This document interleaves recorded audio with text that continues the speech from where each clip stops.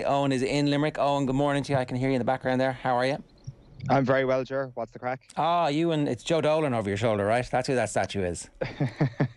Yes, Mr. Joe Dolan / Terry Wogan, whichever angle you want to take on it. We're out on Harvey's Quay beside the Terry Wogan statue, and yeah, it's pretty. Like I think you really say you can hear me. You can literally hear roadworks going on somewhere. So I apologise for that. I've just been speaking to Noel Hogan of the Cranberries while there were street cleaners working around us. He is also one of those morning warriors as well, who gets up early and tries to attack the day from early on. So we had a good chat, which we'll bring to you tomorrow morning. But it's been good to be back here again this year as Limerick get used to this at this point. Get used to being in an All-Ireland every single year. And does he just live in the city, like close by to where you are now? He does, yeah. He made the point that actually when their star was rising years ago, that they all decided to just stay at home. They got plenty of travel done while actually performing around the world, and the humility that living in Ireland probably brought, where nobody really got too carried away with your own fame and your own star rising. That's something that they actually kind of liked, and all of them decided to stay put in Ireland and fly home to Shannon every time they'd come home from Los Angeles or wherever they would be. All right, so the good stuff's coming on tomorrow's show on Friday when I won't be here. Good stuff. Excellent. Yeah, exactly. Well, we're going to be asking Joe Quaid a little bit later on for his thoughts on it and exactly what's going to happen at the weekend. If you have a view, we'd love to hear from you, because there's a growing sense that maybe this game is going to be very, very, very close, as opposed to the coronation of the second greatest team of all time, who are on the verge to becoming the greatest team of all time. So we'll see. Here's what's coming up between now and 10 o'clock. Alan Quillen's going to join us at 7:50. Joe Quaid is going to join us at 8:10. Owen's been speaking with the former Limerick manager, Tom Ryan.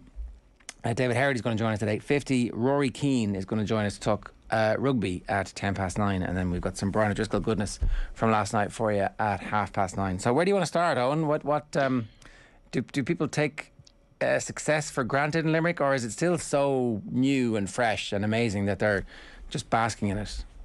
Still so new and fresh, and they're absolutely still basking in it. This is just like what I imagine 2018 would have been like in terms of their appreciation for this team.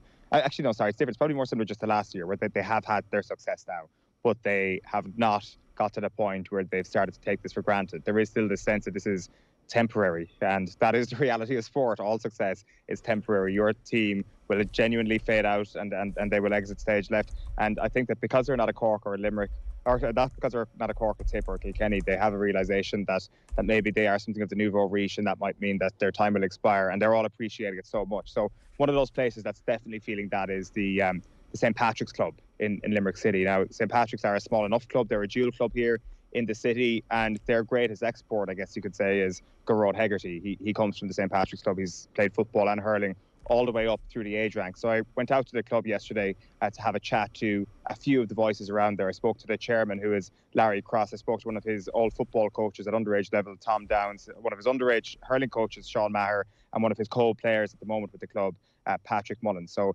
here's how those conversations went.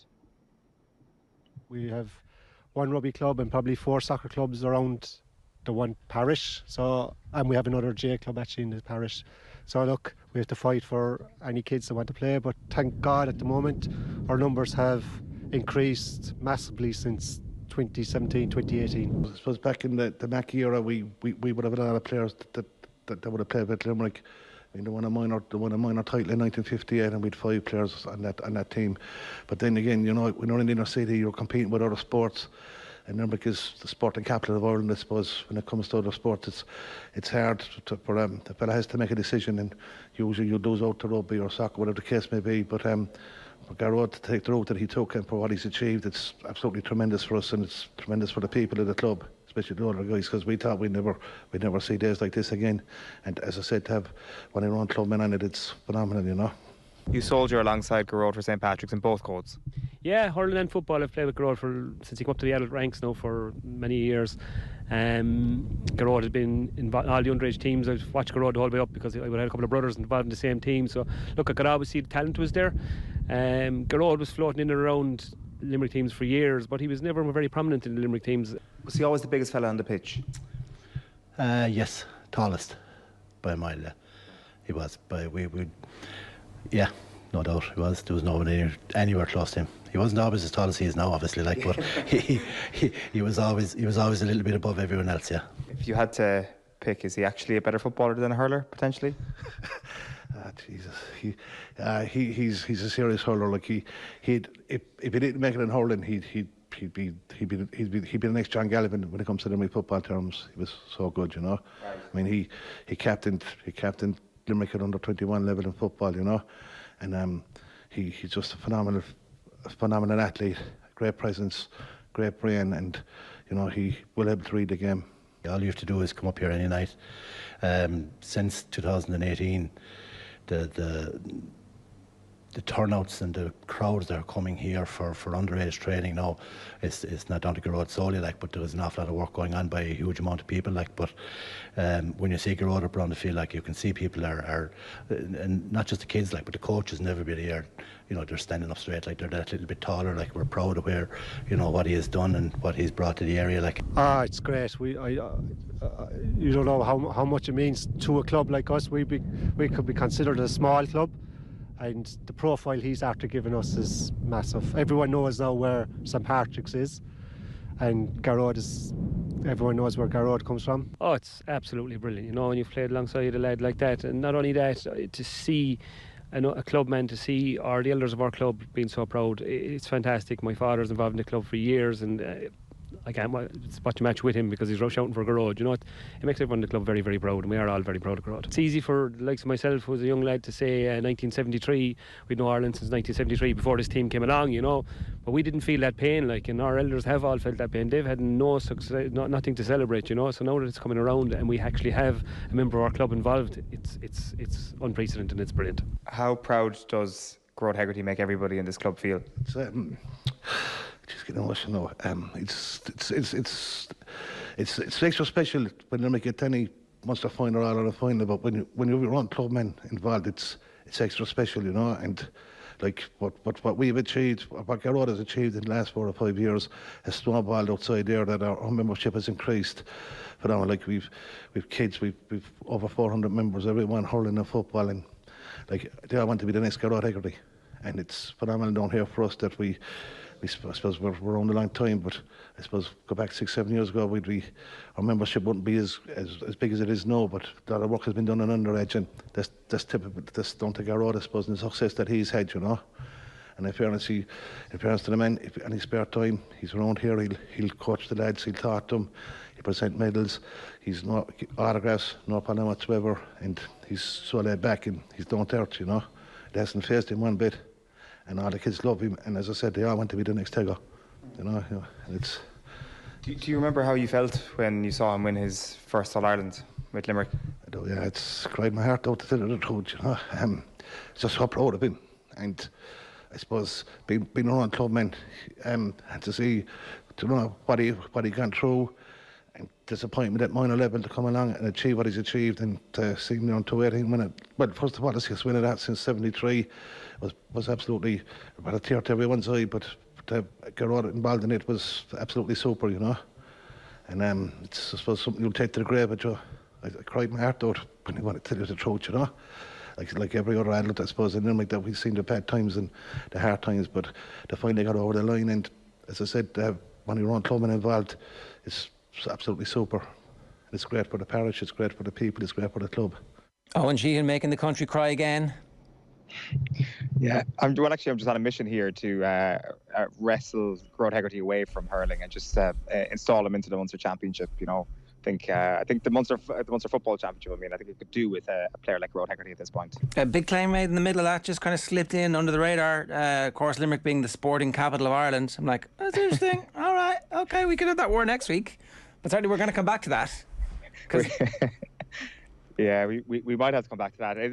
I don't know. There is a claim. I know that Dublin and Cork will absolutely fight that tooth and nail. Per capita, there's definitely a claim at the moment. You know. Yeah, 100%, and also just the variation that they have and the success that they've had over the last 20 years in a load of different sports.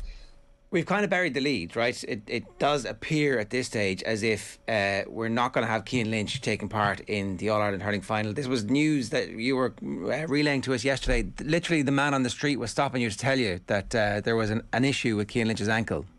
Yeah, a FedEx delivery man on the street on O'Connell Street stopped me yesterday and was wondering if Cian Lynch is out, because he had obviously just got word that he was out. And I just heard a couple of moments previously to that he was injured in training. I did catch up with one of Cian Lynch's uncles around this time. He very tactically and very smartly, I would say, told me that he was going to get in touch with Valerie after he spoke to me. And, would it have been good journalism or just being a bit of a dick if I texted him after the conversation to be like, sorry, so what did Cian Lynch's mom say? I didn't send that text anyway, but... You can do both. I mean, it would be in character, right? Yeah, I guess that's true. So I didn't do that, but I did catch up with Cian Lynch's uncle, not Kieran Carey this time, but Sean Carey, the more ginger of his uncles, I would say. So it was good to catch up with him while we were standing outside in the sunshine, almost getting sunburnt. And yeah, we just had a good chat in the city centre here in Limerick yesterday about Cian Lynch and a little bit about the Pro-Am last week, because he was playing in it. I'm not as famous as my brothers, but look, yeah, it's a great week for Limerick. We're chomping at the bit. Sunday's coming up for us, and we can't wait for it, So a great time for us, and we're just making the most of it, And looking forward to Sunday, and fingers crossed it'll go the way for us. You are, of course, a Patrickswell man, but you're in a Han. You've moved to a Han at this point, haven't you? You've left Patrickswell behind. Well, I don't know about left behind, but I'm the blowing. Yeah. And seriously, yeah, I was born and raised in Patrickswell.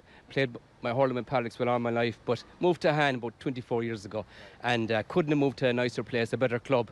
And my son now, Nathan and Chloe, they both play for Han. And proud of Han people. And my wife, of course, Anne is from Han as well. So happy out there. It's Mick Mackey country and the whole lot. And the Mourns are out that side of the neck of the woods as well. So look, happy to be there. And haven't been treated as an outsider as much, And maybe one day it'll be the Cian Lynch versus Mick Mackey debate when all this is said and done. Oh God, that's a big one, but I have to say Cian Lynch, while he's a different gig, and Mick Mackey, there were different times. Yeah, it's great to talk about it, great to do the comparisons. And sure, Cian we know what Cian is made of and what he can do.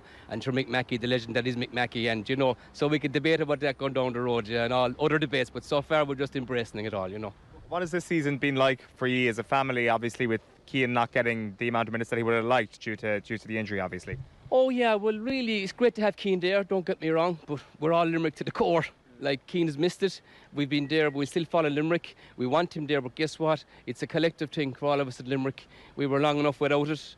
We've come down Jordan's Road before with lumps in the throat, and we just want Limerick to win. Great if Cian is there. If he's not, listen, we're just well behind him as well, and fingers crossed he will be. But guess what? We're all Limerick, regardless of who's there, and obviously we want Limerick to do well as a collective, So it's fingers crossed, Owen. That's what we're hoping for. Are you nervous watching him? Not too bad, because he's a talented guy. He's just, I like to kind of watch him to see how good he is and keep the goggles on him, because you get a glimpse of what he is. He does stuff so fast in real time. But again, his mother obviously would be chomping at the bit of that one, but just more proud that it's the nephew, and of course then to see all the rest of them to click together, and they seem to be such a band of brothers, So great to be part of it, and great to see them. I think they're a special bunch, and we need to make the most of them. Obviously, Valerie got onto the pitch in the 2018 final. Were you far behind her? Were you trying to get on the pitch yourself? No, I just leave Valerie work away. I christened her Mrs. Obama. Tis easier getting contact with Mrs. Obama than Valerie. But it was great.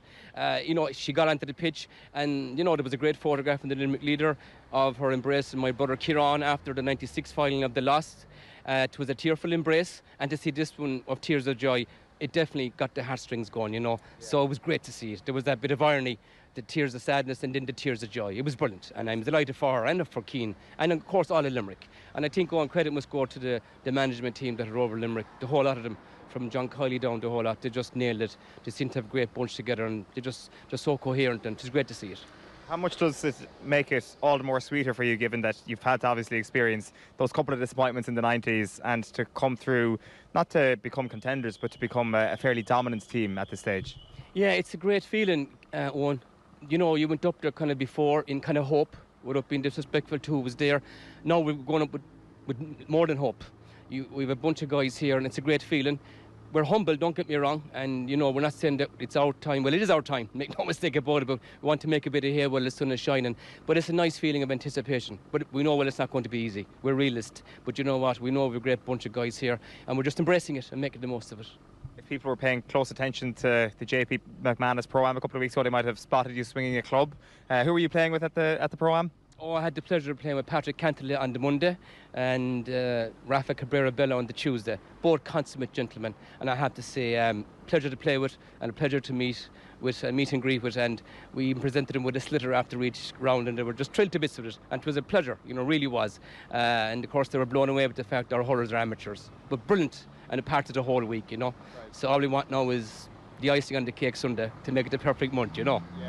Could Cantley potentially win the Open the same day Limerick win the All-Ireland? Do you know what? It could be bet there on. Do you know what? And I see he was joined fourth the weekend, but you know what? I wouldn't rule it out. And I wouldn't rule Pádraig Harrington out either. What a week it would be, and for them two things to come together. But fingers crossed, we look on and hope for Sunday, and we wish Pat Cantley and the boys the best in the Open. You just never know. Who's the best golfer in that Limerick team? Oh God, there's a few of them there. Like Keane wouldn't be, that's for sure. But I think, off the top of my head, I think your Hegarty is useful enough. But other than that, there's a few boys that heavy risky. I don't know. Does Shane Dowling play a bit now? But Shane has gone. But I wouldn't put past them. They're great ballers, all of them, and well able to hit the ball. And they play the manner from time to time. So they'll be well able to put their hand to it if they had to. You know what I mean? But I'd say at the moment I'd give it to Hego, even though I'm not sure. Sorry, Garrod, but I'll hold my counsel on that because I just don't really know, to be honest about it. What's going to happen on Sunday? Oh, I think it's going to be a ferocious affair. And I think whatever team goes out, I think Limerick knows what Kilkenny are going to bring to the table. But make no mistake about it, Limerick are going to bring a lot to the table as well. I think it could go down to the wire, and I think it'll just be a ferocious battle. And at the end of the 70 minutes, I think it's going to be down to the wire. And may the best team win, And I could be just a puck of a ball in it. Yeah. And I just think on the day, I'd say it could go either way. Fingers crossed, I hope it's Limerick's, but it's going to be a ferocious battle and looking forward to it. Prices tightening slightly. Limerick 3-point favourites as we stand here this morning. Now, I think it was 4 earlier in the week. Maybe there's some other rumblings in the background, a bit of concern around some of the other key Limerick players. But sure, look, we'll wait and see until after the game, really, to find out exactly what the truth is about that. How are the fans preparing? Yeah, exactly. I always find Limerick is an unbelievably colourful county, that when it comes to bunting and knowing that their team is in a big game, there's no better place to come than Limerick. On the front of the Limerick leader this week, you've got a picture there of this house. This is Ken and Trina Daly, who are in Grange, County Limerick, near enough to Brough. And when I saw that they were on front of the Limerick leader, I said I had to go out to that house and see what the crack was. So I met Ken and I met Trina, and they invited me to their house to have a chat, have a look. South Limerick and Brough would have been traditionally a GA stronghold. And then two gentlemen from the local area actually got banned from the GA back in 1969, and they set up Brough Rugby Club in late 1969 and early 1970. So that was the history of Brough Rugby. And then obviously John the Bull Hayes would have been our most favoured son. Went on to play for the Lions and for Ireland, and is back now. Himself and his wife are very involved in the club, helping out with the underage and what have you. And then obviously in more recent times, the hurling has always been there, obviously, but with the success of Limerick, and obviously with Paul Brown and Sean Finn being involved in Limerick over the last 4 or 5 years, it's meant an awful lot to the kids of the area, to be fair, So the GA ban inadvertently gave Ireland Sean Hayes. Yeah, in a way, yeah. I'm sure John would have probably found his way to rugby anyway without Brough, but that was the history of Brough. So they celebrated their 50th year, obviously, back in 2020. Unfortunately, because of COVID, they never got to celebrate it in the way they wanted to. But they're 52 years on the go now. So, yeah. Can you talk us through then the local GAA heroes, or heroes probably more apt? Of course, Sean Finn now, our magnificent defender. We're so proud of him. He's a great clubman, a great ambassador for the sport, a very down-to-earth guy. I was involved in a fundraiser for Brough GAA recently with his mum and his twin sister and my own sister. We did an ABBA tribute. So when I was above in the house, his mum Siobhan said to me, "Do you want to see Shawnee's medals?" And I went, "Yeah." So she pulled out a box on top of the counter and started to produce all the medals, and it was just very casual. I know if my son had that many All-Ireland medals, they wouldn't be in a box on the counter. They'd be in a big encrusted frame up on the wall. all. And then we had to go in and we had to look at the all his all-stars. So, you know, it's just like, I'm so proud of him. I can't sleep this week, so I don't know how Sean's mother is managing, because he'll tell you I'm my heart's up to my mouth over the whole thing, and just nerves, excited nerves. It's like being a child again, and you're anticipating Christmas, but there's a fear in case you wake up and you see Santa Claus downstairs, and that's exactly how I'm feeling. And I'm a silly fool, but look, it's great times. We are loving these times in Limerick. On an unrelated note, when you mentioned Sean Finn, I saw your dog inside there barking away with a Limerick jersey on him. What's his name? His name is Finn, called after Sean. Funny story about that. We got him on Christmas 2020, just after the the Christmas All-Ireland, and we were above in Bruff one day, and we had him in a knapsack on my back. Like, how quaint is that? But anyway, we met Sean Finn's mom, and we said, Siobhan, we're after calling the dog after your son. And she said, did you call him Shawnee? And we said, no, we called him Finn. So his name is Finn, and he's taken over the place in our affections, because our children have grown up and they don't want us anymore. So now we have the dog. So everyone knows about Finn. Yeah, yeah. Can you talk us through the front of the house? Basically, Trina's mum started a tradition back in the 94 All-Ireland of putting a man on a bike outside, and I think the sign said on the road to Croker or something along that line, and people used to stop up and take photographs. So unfortunately, Trina's mum passed away in 2017, and when the 2018 All-Ireland came around, we said we'd like to keep going with the family tradition of the man outside the gate. So we had the man outside the gate in a chair, and we put up a sign at the time and put up a bit of bunting, and it's kind of grown from there. So yeah, every year, luckily enough, nearly every year we've been in an All-Ireland since. So even the Christmas All-Ireland, we'd green lights, obviously in the wintertime, up or outside the place. So we've done the same this year, but we decided this year he needed a partner. So we our daughter was getting rid of her bed, and we decided to do an adaptation on the bed. We made it a bit smaller, and we got him a female companion inside in the bed, and put up a sign then with the tree in a row on the front of the bed, and then on the back of the bed we have make room in the bed for Liam. So we're hoping that come Sunday night we'll be able to fit another Liam Hegarty between the two in the bed outside. And anybody who picks up the Limerick Leader this week will see on the front of it, which is quite the honour on All-Ireland week. What's your favourite part of what's going on out the front? I think first of all, it's the ability to be able to do it, because if we had been beaten by Galway in those dying seconds when my heart was going up my throat, well, then it wouldn't have happened. So I think the highlight for me is the thinking up of what slogans we're going to do, and you dare not think what slogan you're going to do until you're in an All-Ireland. It's not mentioned, or it's not allowed to be discussed. So I think it's the whole. It's this week. I'm loving this week. I'm loving the anticipation. I work with Limerick City and County Council, a lot of Clare people, a lot of Tipperary people, and the crack is mighty. We're having a green day in the council on Friday in anticipation. So I'm loving everything about this week. I'm loving hearing the cars beeping. You're here at night and you hear cars pulling up outside, and you look out and another car pulling up to take a picture. It's great. It's brilliant. Yeah. We're loving it. I feel sorry for poor Shawnee, because he's only living up in Bruff, and I'm sure he passes up and down the road and he's going, oh Jesus, Trina, don't be pressurising me. But sure, look, what can we do? We're all behind him and the team. Yeah, I just was checking the age there. Sean Finn, still only 26. This Limerick team are not going anywhere anytime soon, are they? No, that's a pretty scary prospect, and you'd wonder if they get over the line on the weekend, especially without Cian Lynch. Those conversations around comparing them to the great Kilkenny team are going to go nowhere. And I'm not sure it's been spoken about that much. I'm sure Kilkenny players aren't thinking about it, but it is quite fitting that the current Kilkenny team can actually damage that conversation somewhat by winning on Sunday. Even if Cian Lynch is missing, and even if Limerick don't have their best team out, I think that conversation goes away somewhat if they're not on 3 in a row. So I think they have to get to 3 at least consecutively before that conversation holds up. One of the other things is that last year's All-Ireland final only had 40,000 people at it, so this is like post restrictions, and I think that gives extra motivation to Limerick too, that they haven't experienced this in such a long time, even though they've been at the absolute peak of the game for quite a long time, that there's something special about this All-Ireland final, winning it in front of a full crowd for them, that just has to be an extra inspiration for them. Definitely. The summer of 2018 is the last thing you can compare to this. That's France winning the World Cup. If you take your mind back to that summer, that just feels like an absolute age ago. 2019 getting caught is obviously something that's hurt them quite a lot. But I definitely feel all throughout the year there's been this anger about Limerick, even though they've got no right to be angry. They're All-Ireland champions, but it's obviously their psychology. And I think part of that is the fact that they feel that the last couple of years weren't quite perfect in terms of celebrating for obvious reasons. I think then you throw in the Kilkenny aspect as well this weekend. They're going to be hugely motivated. For a team who've got back-to-back All-Irelands already secured, I think they're going to be as motivated a team as you're likely to see. Yeah, 3 out of 4 is not bad, but 4 out of 5 and 3 in a row is very special, particularly in front of that full crowd, as I say. Oh, and what are your plans for the rest of the day? Where are you off to next? Off to Kilkenny now after this, so we've got a full day planned up there to chat to a few of the fans, a few legends of the game. Hopefully call out to Kilkenny Elvis's house and get a song off the man himself.